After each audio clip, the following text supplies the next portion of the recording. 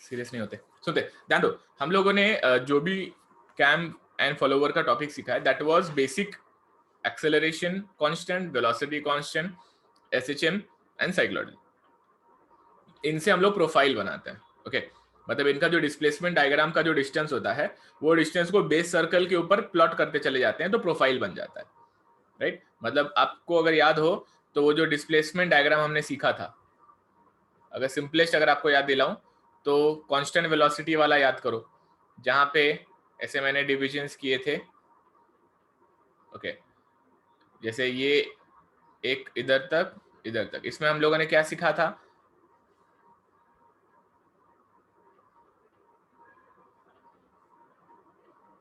ये गीतेश के अंदर इतने चिल है ना, आपकी हेल्प कर रहा है मेरे को करने। एक फटका दूंगा तेरे को, अभी सारा हेल्प निकल जाएगा तेरा। नलायक, हेल्प कर रहा, कर सकता क्या हेल्प? एरो से हेल्प करेगा? हाँ, अभी जो मिले उससे करता है फिर अभी। अच्छा ठीक है, अभी शांत बैठे, भी दिमाग मत रखा मेरा। ठीक है, यहाँ पे ये जो प्रोफाइल था, ठीक है, लेट अस से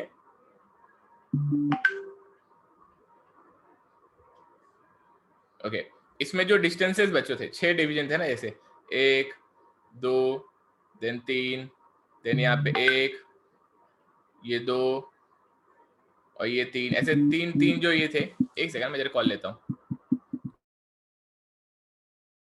चलो सुनते, जैसे ये जो डिस्टेंसेस थे, डिस्ट्रैक्ट ना प्लीज, थोड़ा सा मेरे को कॉल्स उठाने पड़ रहे हैं। यहाँ पे ये 1 से A, 2 से B, ये जितने भी डिस्टेंसेस है ना, अपन क्या करते हैं वहां पे, ये जो बेस सर्कल लेते, एक छोटा सा सर्कल लेता है अपन बेस सर्कल, उस बेस सर्कल के ऊपर, उस बेस सर्कल में पहला पोजीशन ये रहता है, और फिर ये दूसरा पोजीशन, यहाँ पर भी ऐसे 6 डिवीजन करते हैं, यहाँ पर भी ऐसे 6 डिवीजन करते हैं अपन।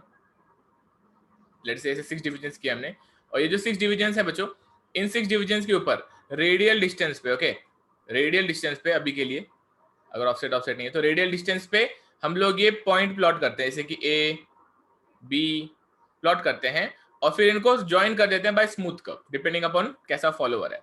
तो आपका ये स्मूथ कर्व से ज्वाइन करने के बाद में आपका कैम का प्रोफाइल बन जाता था। ये जो कैम का प्रोफाइल बनता था, उसका बेस कहां से आया? ये डिस्टेंस के हिसाब से आया, मतलब जैसा ये डिस्टेंस रहेगा वैसा कैम का प्रोफाइल बनेगा। तो देखा जाता है कि आप अगर ये चारों भी टाइप, कौन से चारों type? V constant, SHM, A constant and then cycloidal, ये चारों भी अगर आप देखो तो इसमें सबसे बेटर तो साइक्लोइडल होता है ज्यादातर, तो ओवरऑल अगर देखा जाए तो। लेकिन फिर भी एक सिंगल टाइप के बेस पे राइज एंड रिटर्न नहीं बनाया जाता है, सिंगल टाइप के ऊपर राइज और रिटर्न नहीं बनाया जाता है, मिक्सचर से बनाया जाता है। मतलब राइज करते वक्त पार्टली आप साइक्लोइडल से करो, पार्टली आप यूनिफॉर्म एक्सेलरेशन से करो, ऐसा कॉम्बिनेशन तैयार किया जाता है। तो मतलब 2-3 इसका कॉम्बिनेशन टुकड़ों में पुट कर करके प्रोफाइल बनाया जाता है, विच इज वेरी टीडियस। ये एनालिसिस का पार्ट होता है रियल लाइफ में। ओके, रियल लाइफ में इस तरह से कुछ किया जाता है।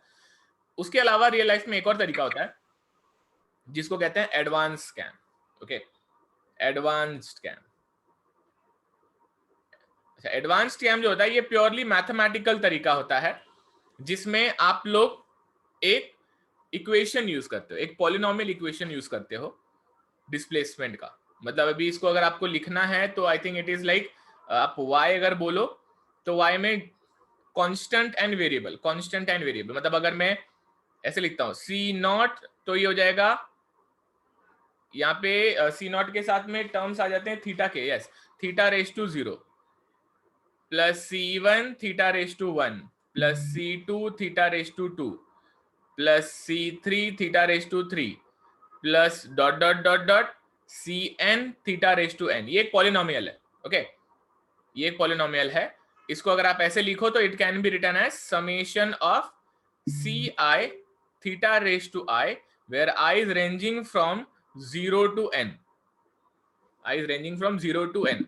तो अगर मैं इसको सिंप्लीफाई करूं तो anything raise to 0 is 1 by the way ना, तो यहाँ पे C0 plus C1 theta plus C2 theta square, इस तरह से इक्वेशन आ जाएगा। ये एडवांस कैम इस पॉलिनोमियल की मदद लेता है।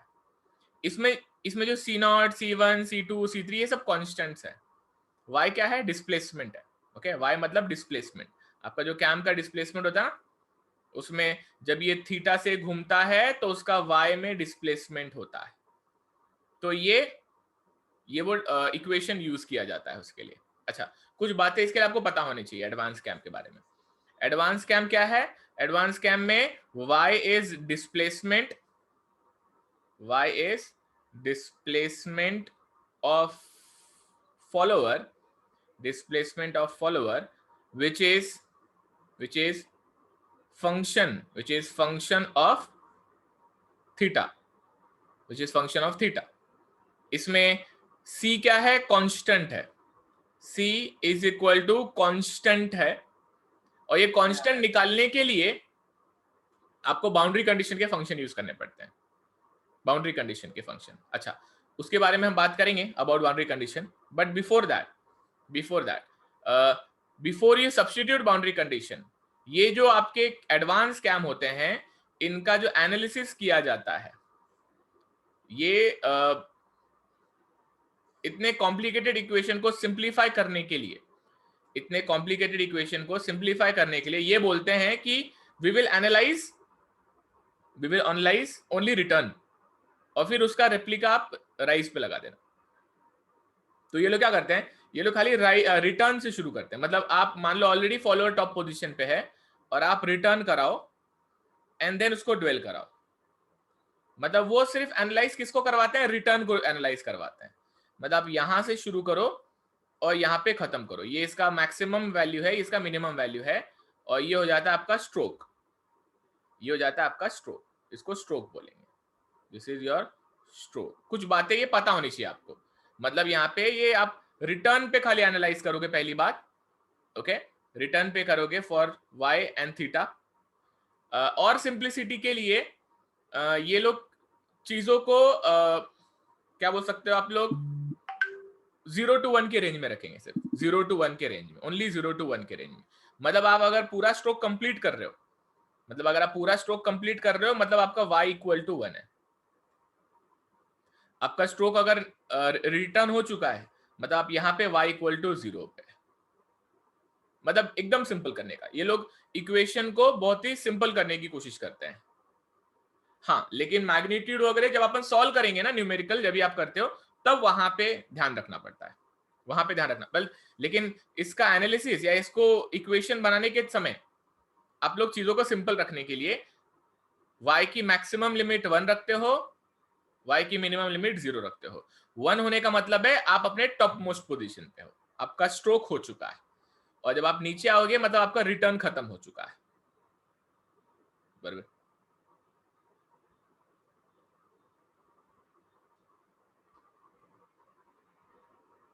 दो का चालता है।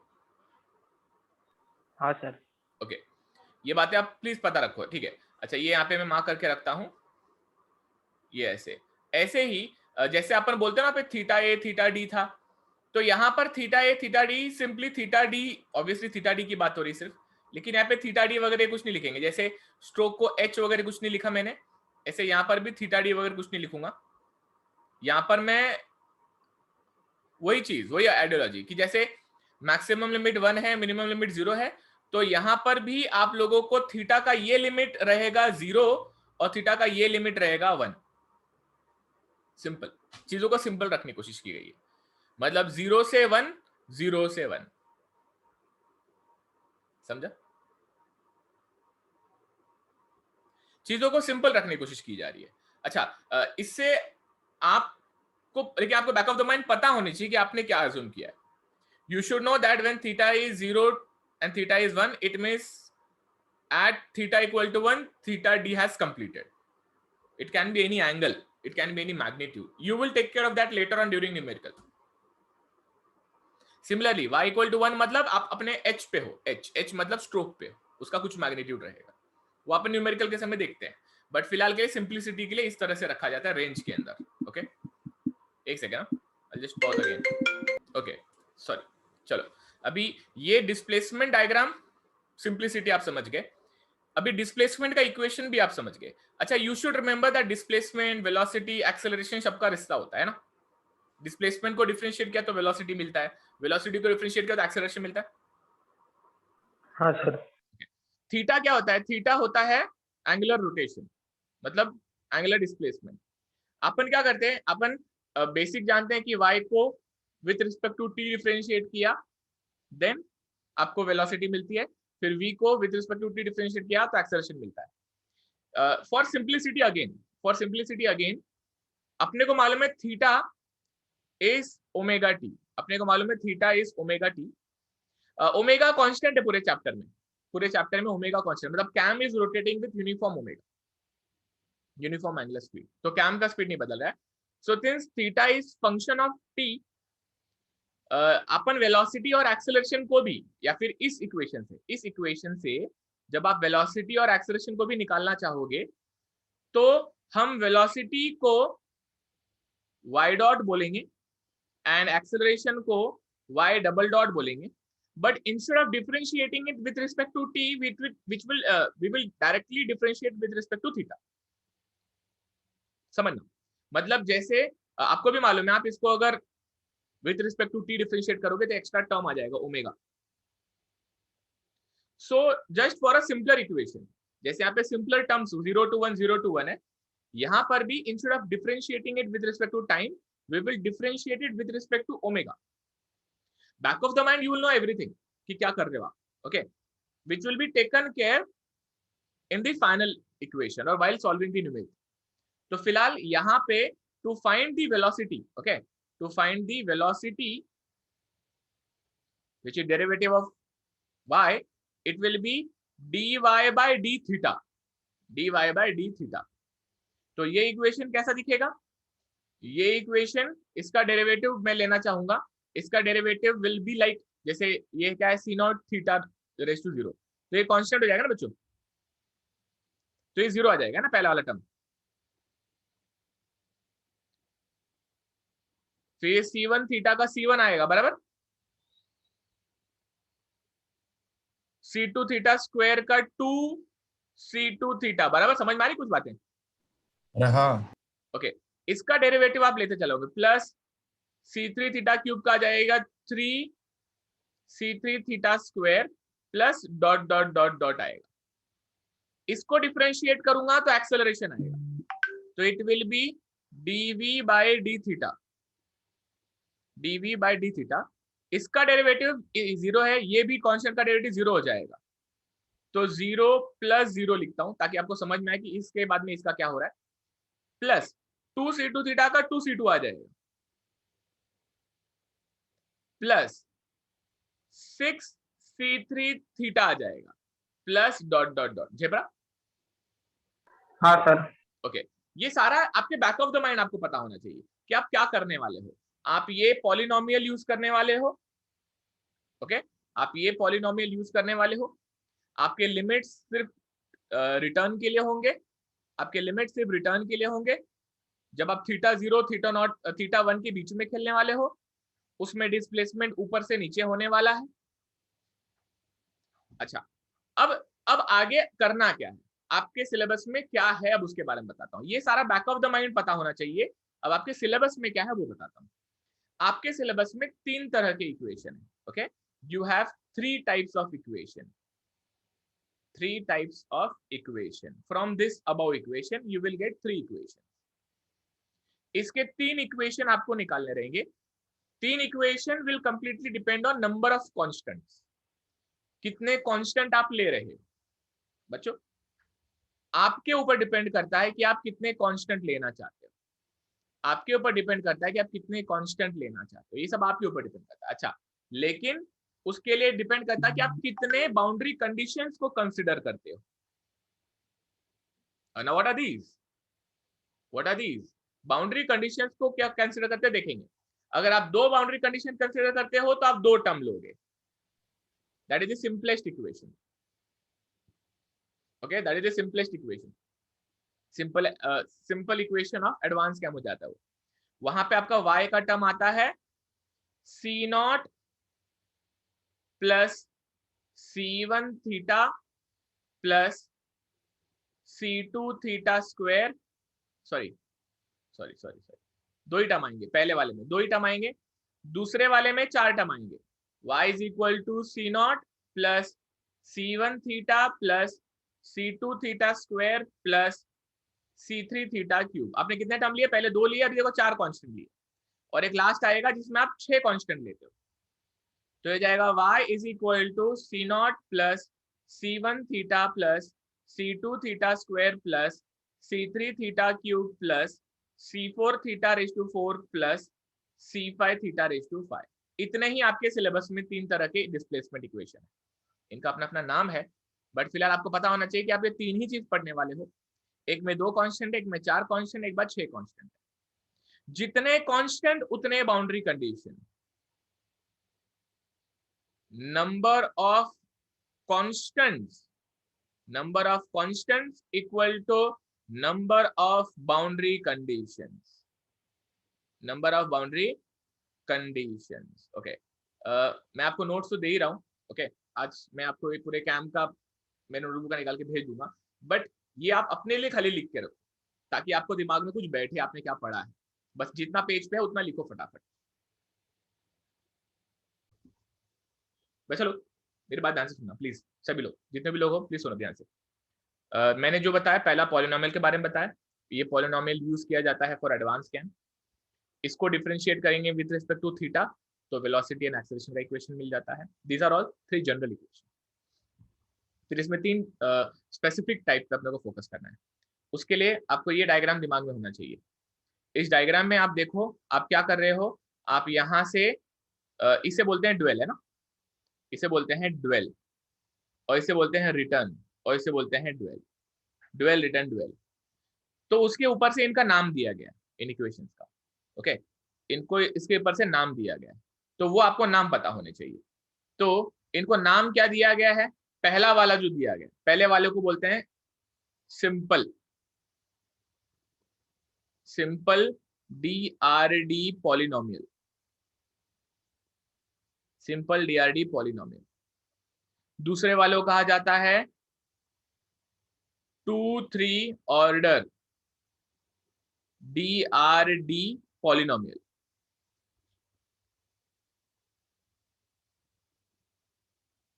ओके, इसके आगे जोड़ सकते हैं cam displacement. Okay, cam displacement ऐसे लिख सकते हैं, cam displacement. They will add that line, cam displacement. But ये टर्म दिमाग में होना चाहिए। 2-3 ऑर्डर DRD मतलब ये होता है, इसमें देखो 2 और 3 लिखा है ना, पावर 2-3 ऑर्डर। यहाँ पे लिखा जाता है 3-4-5 order, 3-4-5 order DRD, D for dwell, R for return, D for dwell, DRD polynomial, ऐसा नाम दिया जाता है। Okay, this is one thing you should know. Okay, next, आगे नेक्स्ट पेज पे जाता हूँ, ध्यान से सुनना। अभी बाउंड्री कंडीशन के बारे में, जितना कांस्टेंट उतना बाउंड्री कंडीशन, जितना कांस्टेंट उतना बाउंड्री कंडीशन, राइट। तो अभी बाउंड्री कंडीशन क्या होता है? बाउंड्री कंडीशन बच्चा लोग दिया जाता है थीटा के लिए, मतलब आपका थीटा 0 है और आपका थीटा 1 है, इसके लिए बाउंड्री कंडीशन दिया जाता है। मतलब आप रिटर्न कर रहे हो ना, थीटा 0 थीटा 1, तो आपको बाउंड्री कंडीशन दिए जाते हैं। 6 तरह के बाउंड्री कंडीशन होते हैं, बहुत ही आसान, बहुत ही आसान। मैं अभी आपके सामने 6 के 6 इधर लिख देता हूँ। ओके, बाउंड्री कंडीशन क्या होता है पहले समझ लो, फिर आपको इजीली याद हो जाए कि ये बहुत आसान है। ये y के लिए दिया जाता है, ये v के लिए दिया जाता है, और ये एक्सेलरेशन के लिए दिया जाता है। आपको मालूम है शुरू में जब भी थीटा इक्वल टू 0 तो y equal to 1, y equal to 0, मतलब आप ऊपर हो और फिर आप नीचे आ गए। अच्छा, आप चाहे ऊपर हो चाहे नीचे हो, हमेशा वेलोसिटी शुरू में 0 ही रहेगा और लास्ट में 0 ही रहेगा। आप जब भी नीचे आना शुरू करेंगे उधर भी 0 और नीचे आ जाएंगे तभी भी 0। सडन वेलोसिटी अगर कहीं पर भी रहती है, इसका मतलब वहां पे जर्क हो सकता है।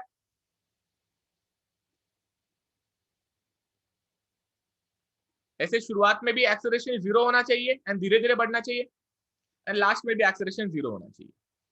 ये 6 बाउंड्री कंडीशन जो बच्चों आपके सामने है, इसमें अगर आप सिर्फ ये दोनों को कंसिडर करते हो, ये 2 बाउंड्री कंडीशन को कंसिडर करते हो, तो ये होता है सिंपल वाले के लिए, ये सिंपल ऑर्डर के लिए। अगर आप ये पूरा कंसिडर करते हो तो ये होता है 2-3 ऑर्डर के लिए।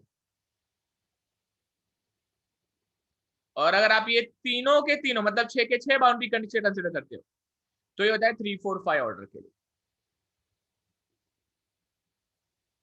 इजी, कोई बिग डील नहीं है।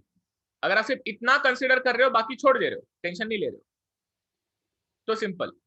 अगर आप ये वेलोसिटी को भी ध्यान में रख के कर रहे हो तो 2 3 ऑर्डर, और जब आप इसको भी कंसिडर कर रहे हो तो दैट इज 3 4 5 ऑर्डर। इसे समझने के लिए एडवांस काम कैसा होता है, ऑब्वियसली बियॉन्ड 3 4 5 ऑर्डर या 3 4 5 ऑर्डर से ही काम चलाया जाता है रियल लाइफ में। ये तो सिर्फ समझने के लिए कि कैसे एग्जिस्ट करते हैं। तो अभी यहाँ पे 3 4 5 ऑर्डर तक है चीजें, ठीक है। तो अभी करते कैसे हैं एक बार मैं बता देता हूँ, ध्यान से देखो। ओके, पहला टाइप की बात अगर मैं करूँ, यहाँ पे नहीं लिखता हूँ, ओके यहाँ पे लिखता हूँ। ओके, फर्स्ट टाइप की बात करूँ, सिंपल पॉलिनोमियल। ध्यान से सुनना प्लीज। अगर मैं सिंपल पॉलिनोमियल कहता हूं तो सिंपल पॉलिनोमियल में यहां पे इक्वेशन y का होता है c0 plus c1 theta. Okay, c0 plus c1 theta, दो कांस्टेंट है इधर। अच्छा, ये जो दो कांस्टेंट है इसके लिए बाउंड्री कंडीशन सिर्फ y का है, तो v का इक्वेशन लगेगा ही नहीं अपने को, इधर v का इक्वेशन लगेगा ही नहीं अपने को, नॉट रिक्वायर्ड एट ऑल। तो अभी यहाँ पे आपके पास में y का इक्वेशन है, आपके पास में बाउंड्री कंडीशन क्या है, at theta equal to 0 y equal to 1 and at theta equal to 1 y equal to 0। ये बाउंड्री कंडीशन है। टू इक्वेशन टू अननोन, एक बार ये पुट करो, एक बार ये पुट करो। ये क्या है, ये बाउंड्री कंडीशन 1 है। ये क्या है, ये बाउंड्री कंडीशन 2 है। आपको इधर पुट करना है, तो देखो इक्वेशन कैसे दिखेगा, थीटा 0 y 1, तो ये हो जाएगा 1 इज इक्वल टू, ये 1 हो जाएगा ना, 1 is equal to c0 plus c1 theta, ये 0 आ जाएगा बिकॉज थीटा 0 है। ये पहला इक्वेशन। फिर ये वाला बाउंड्री कंडीशन यहाँ पे पुट किया, तो 0 इज इक्वल टू y की वैल्यू 0, c0 प्लस c1 की वैल्यू, क्योंकि यहाँ पे थीटा 1 आएगा, तो ये सेकेंड इक्वेशन आ जाएगा, ये second equation. Two equations two unknowns. यहां से आप क्लियरली c0 इक्वल टू 1 बोल सकते हैं।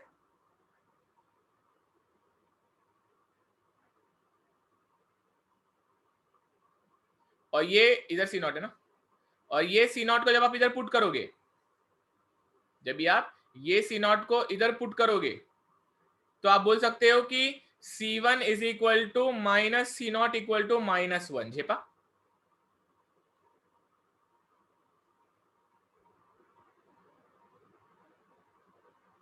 हाँ हमने c0 और c1 निकाल लिया। अभी c0 c1 यहाँ पे चिपका देंगे। ओके, तो y का इक्वेशन क्या आ जाएगा, y का इक्वेशन आएगा c0 इक्वल टू 1,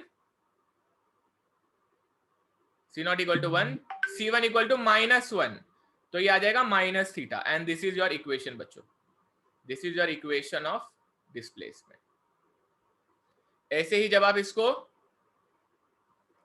डिफरेंशिएट करो तो वेलोसिटी आ जाएगी y डॉट, डेरिवेटिव इसका with respect to theta, constant का डेरिवेटिव आएगा 0 और थीटा का डेरिवेटिव आ जाएगा 1, तो ये -1 आएगा वेलोसिटी।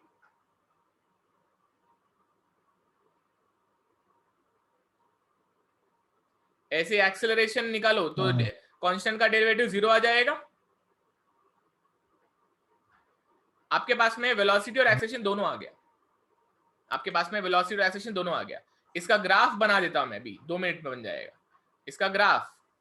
ओके, इसका ग्राफ अगर बनाना चाहूं मैं तो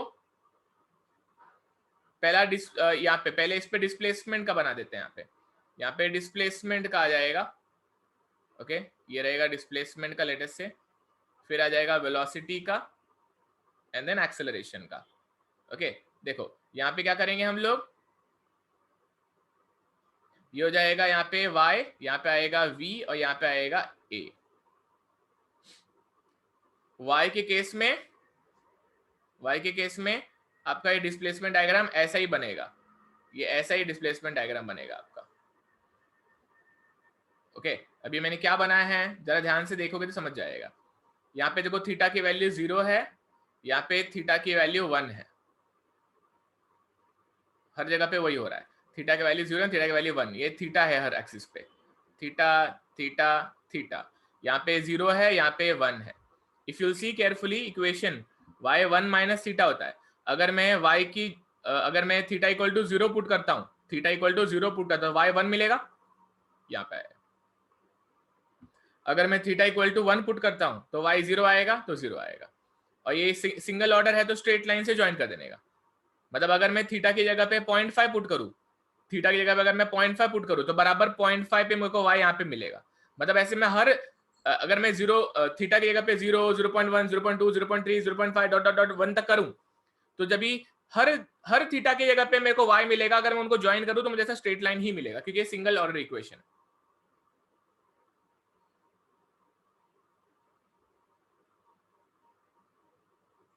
बट रहा क्या कुछ? हाँ सर।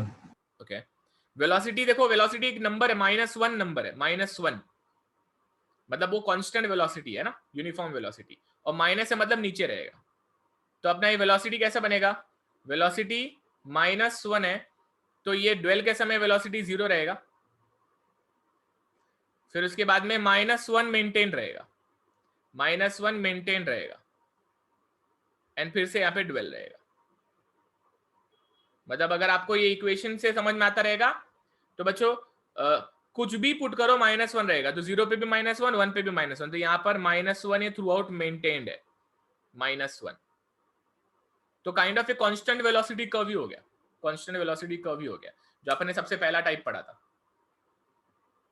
मतलब वो ग्राफिकली सीखा था, यहाँ पे ये एडवांस कैम्प से सीखा अपन ने कांस्टेंट वेलोसिटी। और इस केस में एक्सेलरेशन एक स्ट्रेट लाइन रहेगा, इस केस में एक्सेलरेशन एक स्ट्रेट लाइन रहेगा, which will be 0, which will be 0 throughout. We'll not talk about infinity and all का term, but yes, that's how you can solve. ये देखो मैंने यहाँ पे -1 भी प्लॉट कर दिया, मैंने 0 भी प्लॉट कर दिया, मैंने ये वाला इक्वेशन भी यहाँ पे प्लॉट कर दिया। सिंपल पॉलिनोमियल, इस तरह से कांस्टेंट निकाला, इस तरह से वेलोसिटी एक्सेलरेशन का इक्वेशन निकाला और कर्व बना डाला। कोई डाउट है इसमें?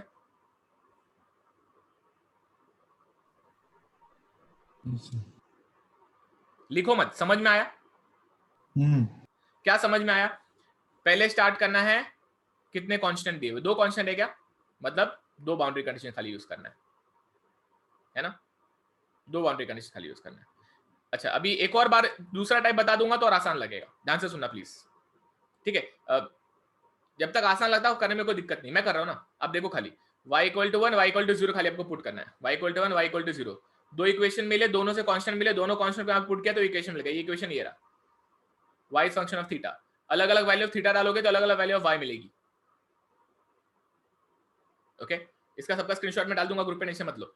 ये सिंपल ऑर्डर हो गया, सिंपल ऑर्डर हो गया। Let us get down to second type. Second type क्या होता है? 2-3 order polynomial. Okay, 2-3 order polynomial कैसे आएगा ये आप खुद समझदार हो। अभी यहाँ पे भी ध्यान दो, प्लीज ध्यान दो, इसको सॉल्व करने का तरीका देख लो फटाफट। ये समझने के बाद में आपको ये टॉपिक पूरी तरह से दिमाग में बैठ जाएगा। 2-3 ऑर्डर बोला है तो y का मतलब हो जाएगा, let us use different colour, y का मतलब हो जाएगा it will B c0 plus c1 theta plus c2 theta square plus c3 theta cube. Okay, y का इक्वेशन।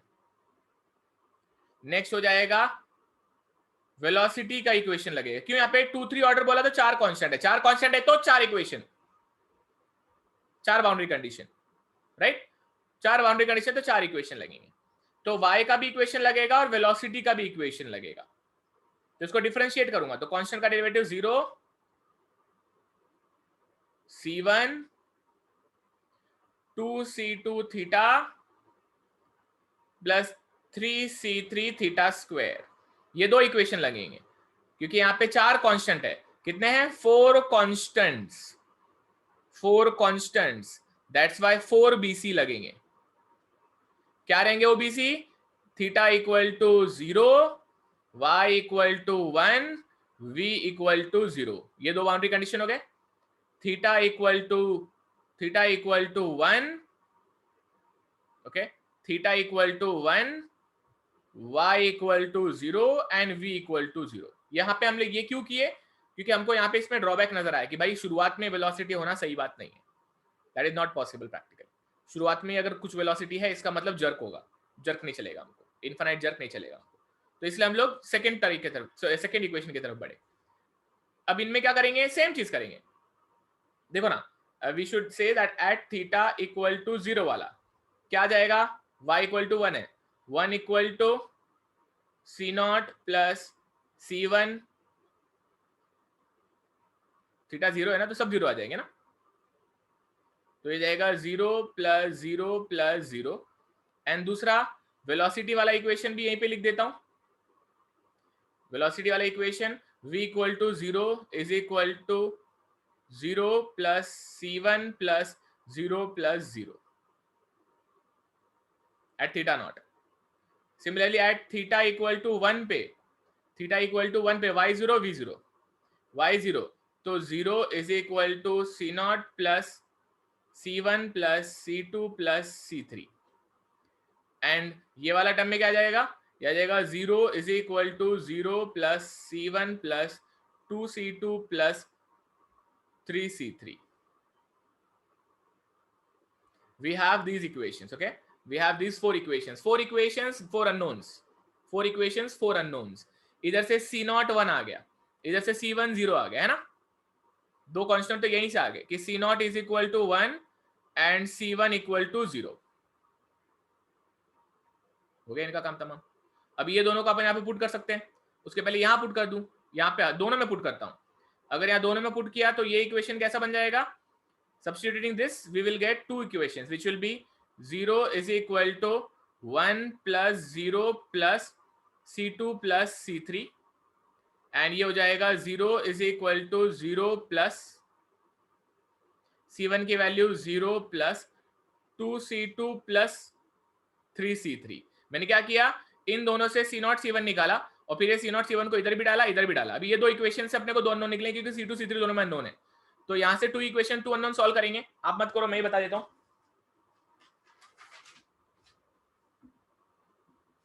C2 आता है, C2 आता है -3 एंड C3 आता है 2, ये आता है बच्चों, ये आता है हमको, मतलब हमको चारों कांस्टेंट आ गए। तो y का इक्वेशन पुट करने पे देखो कैसा दिखेगा, y का इक्वेशन ध्यान दो, C0 C1 C2 C3 सब है मेरे पास में, तो ये जाएगा C0 की जगह पे 1, C1 की जगह पे 0, C2 की जगह पे -3, तो ये हो जाएगा -3 थीटा स्क्वायर, C3 की जगह पे 2 तो +2 थीटा क्यूब। ये y का इक्वेशन हो गया बच्चों। अच्छा, y का इक्वेशन होते ही खाली डेरिवेटिव लेने का v मिल जाएगा, v equal to y dot 1 का डेरिवेटिव 0, 0 का 0 ही रहेगा, -3 two 6, 6 theta plus 3 two 6, 6 theta square. ये हो गया वेलोसिटी का इक्वेशन। इसका डेरिवेटिव लिया तो एक्सेलरेशन मिल जाएगा, y डबल डॉट इसका तो कुछ नहीं होगा, ये इसका क्या जाएगा, ये हो जाएगा -6 प्लस 12 थीटा। कुछ समझ में आ रहा है आपको, क्या किया मैंने, समझ में आ रहा है आपको?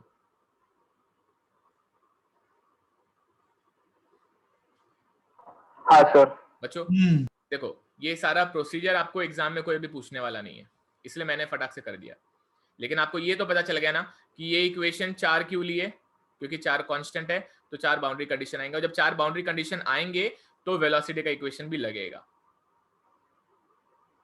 क्योंकि यहाँ पे वेलोसिटी का भी बाउंड्री कंडीशन दिया हुआ है। मतलब एक बार सिर्फ डिस्प्लेसमेंट का लिया, फिर एक बार डिस्प्लेसमेंट और वेलोसिटी दोनों का लिया, और फिर चारों कांस्टेंट निकाल के इक्वेशन बना लिया। जब इक्वेशन बना लिया तो इनका कर्व एक बार देख लो, यहाँ पे छोटा सा एकदम, ओके, इनका छोटा सा एक कर्व देख लेते हैं, प्लीज ध्यान दो। यहाँ पे ये छोटा सा कर्व बनाएंगे, इसमें पहले बना देंगे डिस्प्लेसमेंट, फिर बना देंगे वेलोसिटी एंड फिर बना देंगे एक्सेलरेशन। Please be patient.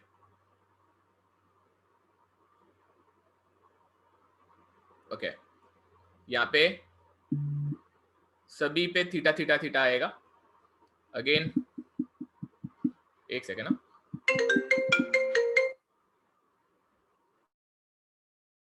एक बार इक्वेशन बना देता हूँ, कर्व बनाता हूँ फटाफट, देखो ठीक है। अभी ध्यान से देखो, सबसे पहला देखो यहाँ पे ये क्या है, ये सिंगल ऑर्डर इक्वेशन है ना। सिंपल से शुरू करने का, सिंपल से कर्व देख के कर्व, मतलब इक्वेशन देख के कर्व बनाने आना चाहिए। ये रहा एक्सेलरेशन, ये रहा वेलोसिटी, ये रहा डिस्प्लेसमेंट, सब थीटा के साथ वैरी कर रहे हैं, सब थीटा के साथ वैरी कर रहे हैं। सब में पहले ड्वेल होगा, फिर रिटर्न होगा, एंड देन अगेन ड्वेल होगा। तो अभी अपन कर्व बनाने की कोशिश करते हैं। ओके, सबसे पहला ये देखो, यहाँ पे थीटा इक्वल टू 0 है बच्चों, और यहाँ पे थीटा 1 है, थीटा 0 है, थीटा 1 है, थीटा 0 है, थीटा 1 है। इक्वेशन में अगर मैं थीटा 0 पुट करता हूं तो एक्सेलरेशन क्या आएगा, -6। थीटा 0 पुट किया तो ये -6 आ जाएगा, मतलब यहाँ पे डिनोमिनेटर सॉरी एक्सेलरेशन में -6 नीचे जाना पड़ेगा पहले। अच्छा, थीटा सिंगल ऑर्डर है तो स्ट्रेट लाइन बनेगा, याद रखना। जब मैं थीटा इक्वल टू 1 पुट करूंगा तो +6 आएगा, 0 पुट करूंगा तो -6, 1 पुट करूंगा तो +6। क्या ये समझ में आ रहा है आपको जो मैं कर रहा हूं? हाँ। थीटा इक्वल टू 0 पुट किया तो -6 आ रहा है, थीटा इक्वल टू 1 पुट किया तो +6 आ रहा है। अच्छा, एक्सेलरेशन में यहाँ पे ड्वेल हो रहा था और फिर यहाँ पे रिटर्न हो रहा है, तो आपको समझ में आता रहेगा कि ये देखो ये कैसा स्ट्रेट लाइन से ऐसा जा रहा है, जैसे स्ट्रेट लाइन से ऐसा कर्व बनेगा यहाँ पे। This will be your acceleration polygon बच्चा लोग, this will be your acceleration polygon, this will be your acceleration polygon. I hope you understood, समझा है? हाँ सर। ओके, अब ये देखो 2 डिग्री है, मतलब शायद से सेकंड ऑर्डर कर्व रहेगा, सी कर्व रहेगा, पैराबोलिक टाइप है ना, पैराबोलिक कर्व रहेगा शायद ये। आपको सिंपल दिमाग लगाना है, पैराबोलिक कर्व है। अच्छा, यहां पे एक्सेलरेशन 0 है, बराबर ना?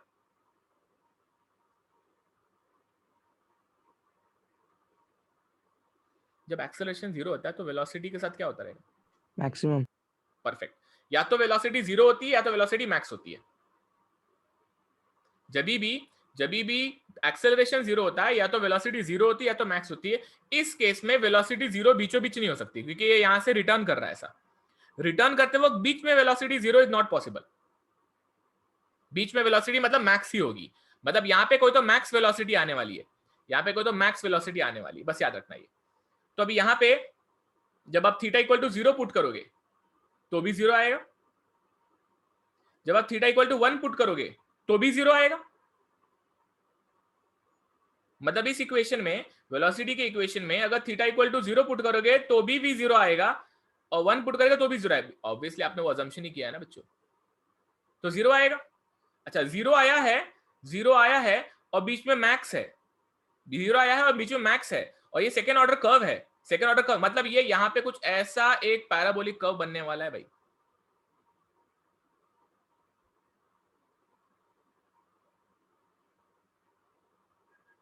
यहाँ पे एक सेकेंड ऑर्डर कर्व बनेगा, ये सेकेंड ऑर्डर कर्व में यहाँ पे मैक्स रहेगा, यहाँ पे मिनिमम रहेगा। क्या ये आपके पल्ले पड़ा है? अच्छा, मैं नीचे क्यों बनाया, ऊपर क्यों नहीं बनाया? क्योंकि ड्वेल हो रहा है और रिटर्न हो रहा है, रिटर्न में वेलोसिटी नीचे ही बनता है, ऊपर नहीं बनता, ठीक है? हाँ।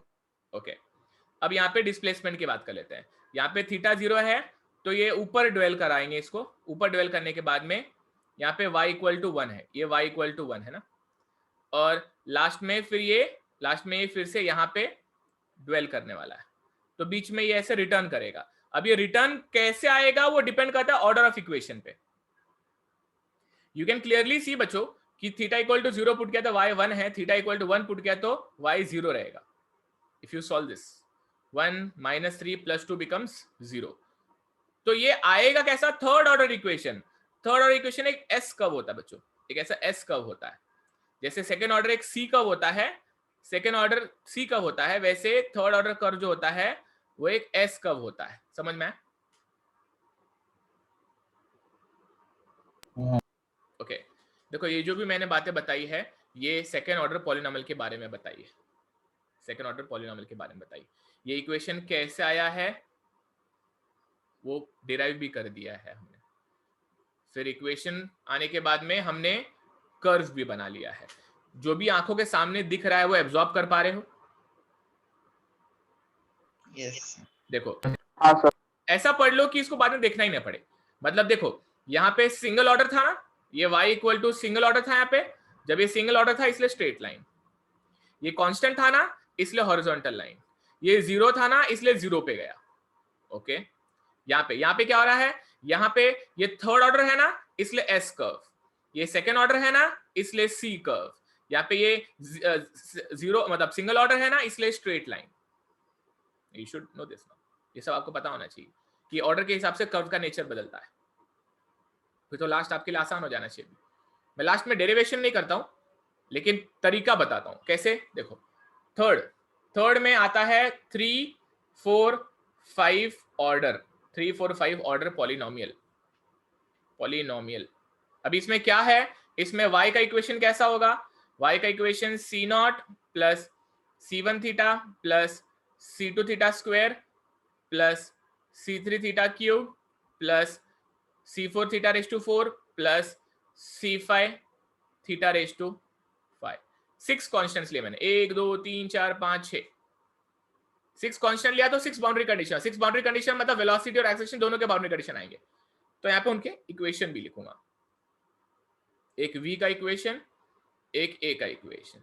इसको डिफरेंशिएट करता हूं, 0 plus c1 plus 2c2 theta plus 3c3 theta square plus 4c4 theta raise to 3 plus 5c5 theta raise to 4, 0 plus 2c2 plus 6c3 theta plus 12c4 theta square plus 20c5 theta raise to 3।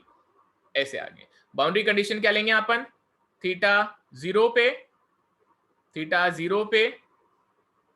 ऐसे, theta equal to 0, v equal to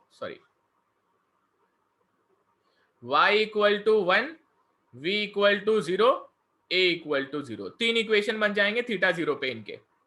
ऐसे ही theta equal to 1 पे y equal to 0, v equal to 0 and a equal to 0। 3 equation बन जाएंगे इसके, तो 6 equation 6 unknown.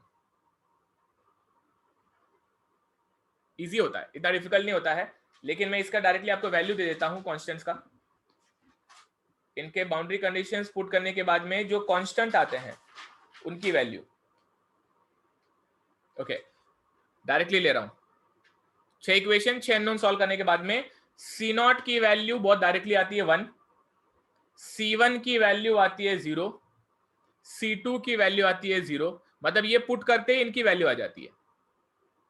फिर ये इसको पुट करने के बाद में बाकी के 3 इक्वेशन 3 अननोन बनते हैं, जिससे आपका c3 आता है -10, c4 आता है 15 एंड c5 आता है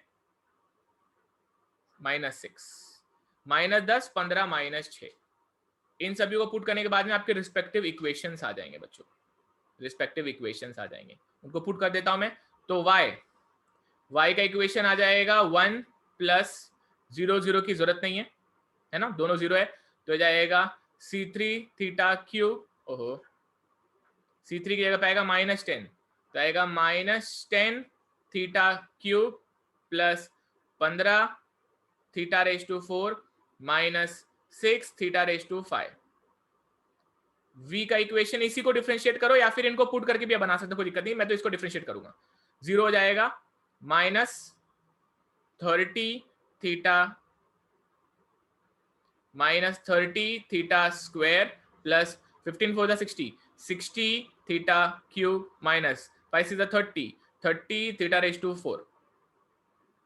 एक और बार डिफरेंशिएट किया तो एक्सेलरेशन आ जाएगा 60 -60 theta plus 180 theta cube minus 120 theta raise to, ये स्क्वायर आएगा ना, ओके ये हो जाएगा स्क्वायर, हो जाएगा रेज टू 3।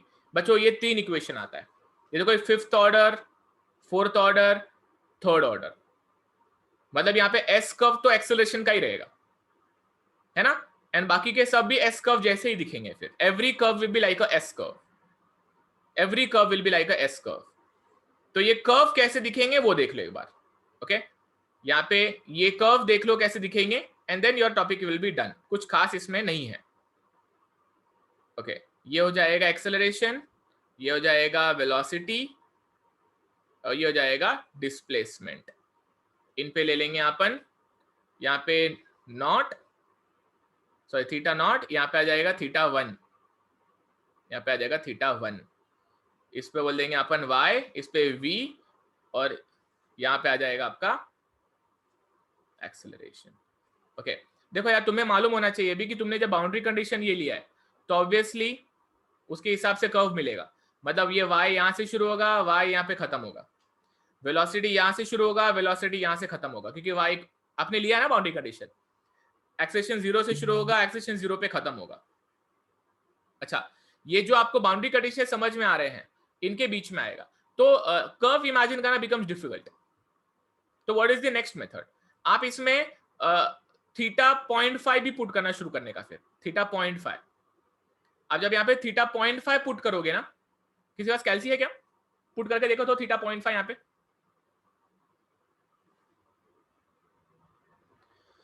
थीटा 0.5 अगर मैं पुट करता हूं तो क्या आता है जरा बताना तो ए।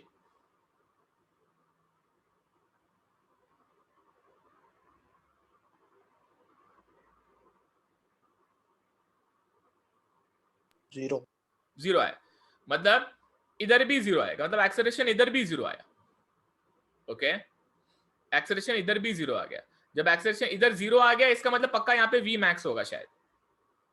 ओके, जब यहाँ पे एक्सेलरेशन 0 आ गया, अब मैं थीटा 0.25 पुट करके देखूंगा। थीटा जैसे यहाँ 0 है, यहाँ 0.5, यहाँ पे 0.25 रहेगा ना, तो जरा थीटा 0.25 पुट करके देखो कितना आ रहा है एक्सेलरेशन।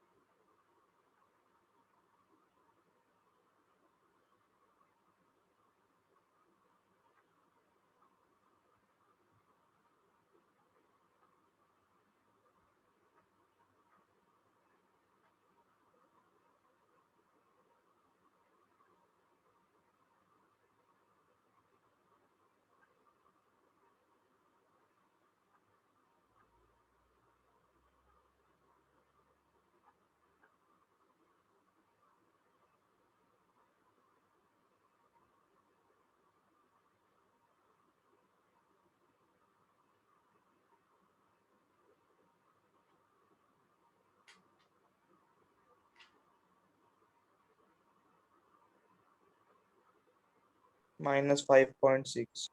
-5.6 मतलब आपके पास नेगेटिव वैल्यू आ रही है। मतलब यहाँ पे जो थीटा है उसके लिए आपके पास में माइनस समथिंग आ रहा है। कितना आ रहा है? -5.625। ओके, -5.625। ओके, एंड अगर आप इसमें 0.75 पुट करोगे तो शायद +5.65 आएगा शायद से। मतलब यहाँ पे अगर आप अलग अलग थीटा, मतलब मैंने 0 पुट किया थीटा, फिर 0.25 पुट किया, फिर 0.5 पुट किया, फिर अब 0.75 अगर पुट करूंगा तो मुझे यहाँ, हाँ ये आएगा +5.625 आएगा। इससे अपने को कर्व का नेचर समझ में आ जाता है ना, इससे अपने को समझ आया कर्व जाएगा कैसा। मतलब अपन ने हर वैल्यू पे चेक कर लिया थीटा के, ये 4 वैल्यू पे थीटा के चेक कर लिया, तो ये कर्व ऐसा गया है। ये कर्व कैसा गया है? ये कर्व का नेचर कुछ ऐसा है। मतलब एक्सेलरेशन यहाँ पे शायद 0 रहेगा, फिर यहाँ पे थर्ड ऑर्डर है ना, थर्ड ऑर्डर कर्व कभी भी एस जैसा दिखेगा, ऐसा एस जैसा दिखेगा। डायरेक्ट सी मत बनाना, डायरेक्ट सी मत बनाना, इसको थोड़ा सा एस शेप का दिखाना, ऐसा। एंड देन इसके बाद में यहां पर भी ऐसा, समझ में आया? हाँ। ओके, यहां पर भी ये थोड़ा सा ऐसा दिखा दूंगा मैं। ओके, ये हो गया आप लोगों का एक्सेलरेशन। बच्चों, एक्सेलरेशन अगर आपको समझ गया तो वेलोसिटी भी सेम, अलग अलग थीटा पे वेलोसिटी निकालनी है आपको, अलग अलग थीटा पे वेलोसिटी निकालनी है सेम तरीके से, 0.5 0.25 सब जगह पे। तो यहां पर जो वेलोसिटी बनती है वो डायरेक्ट बना देता हूं मैं। इधर की वेलोसिटी भी आपको कंटिन्यूअसली नेगेटिव मिलेगी और ऐसा दिखेगा, मतलब बीच में मैक्स रहेगा वेलोसिटी, और यहाँ पर भी लगभग एस कर्व ही बोल सकते हो आप, विच इज मोर कर्वी। ये कुछ ऐसा बन जाएगा, ये हो जाएगा आपका वेलोसिटी कर्व, ये हो जाएगा आपका वेलोसिटी कर्व। और डिस्प्लेसमेंट तो भाई without a doubt again it will be one of the S curve, 5वां ऑर्डर का कर्व है ये। तो ये कुछ ऐसा कर्व बनता है, ऐसा कर्व बनता है। समझ में आया सभी को?